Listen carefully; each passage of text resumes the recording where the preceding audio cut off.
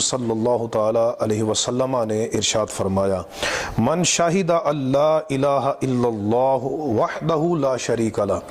فرمایا جس بندے نے اس بات کی گواہی دی کہ اللہ کے سوا کوئی مستحق عبادت نہیں، وہ تنہا ہے اور اس کا کوئی شریک نہیں، وَأَنَّ مُحَمَّدًا عَبْدُهُ وَرَسُولُهُ، اور اس بات کی گواہی دی کہ حضرت محمد صلی اللہ تعالی علیہ وسلم